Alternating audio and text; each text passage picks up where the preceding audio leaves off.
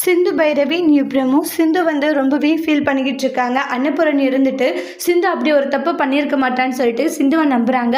அதுக்கு வந்து எப்படிக்கா நீங்கள் அவளை நம்பிக்கிட்டு இருக்கீங்க? இவ்வளோ தூரம் போலீஸ் எல்லாம் வந்து சிந்துவை பற்றி தப்பு தப்பாக சொல்கிறாங்க. ஆனால் அப்பயுமே வந்து நீங்கள் அந்த சிந்துவை நம்புறீங்கன்னா இதெல்லாம் கொஞ்சம் கூட சரியில்லைக்கான்றாங்க. நீங்கள் ஏன் இப்படியெல்லாம் பண்ணிக்கிட்டு இருக்கீங்க? அந்த அளவுக்கு வந்து அவங்கள ஏமாற்றி வச்சிருக்கான்றாங்க. இங்கே பாரு மகா, யாரையும் நீ ஏமாத்தல சரியா? நீ தான் தேவையில்லாத வேலையெல்லாம் பண்ணிக்கிட்டு இருக்கான்றாங்க.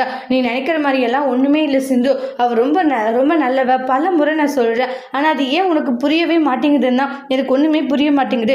இனிமேல் வந்து நீ அது மாதிரி சிந்துவை பற்றி தப்பாக பேசாதன்றாங்க. ஆனால் எப்படி தான் உன்னால் இப்படி இருக்க முடியுதோ தெரியல அப்படின்ட்டுலாம் சொல்லிட்டு ரொம்பவே கோவப்பட்டு சண்டை போட்டுக்கிட்டு இருக்காங்க. அதுக்கப்புறமா வந்து போலீஸ் எல்லாம் வந்து இவங்க தப்பு பண்ணியிருக்காங்க, நாங்கள் இவங்களை வந்து ஸ்டேஷனுக்கு கூட்டிகிட்டு போகணும், சில விசாரணைகள் இருக்குது அப்படின்ற மாதிரியெல்லாம் சொல்கிறாங்க.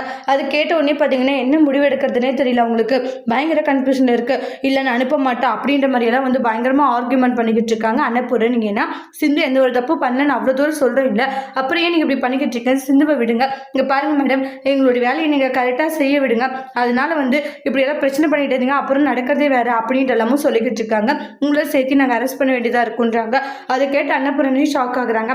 அப்படியா, என்னையும் அரெஸ்ட் பண்ணுறீங்களா? சரி தாராளமாக அரெஸ்ட் பண்ணுங்கன்றாங்க. இங்கே பாருங்க, அரெஸ்ட் பண்ணுற வரைக்கும் இங்கே யாரும் சும்மா இருக்க மாட்டாங்க.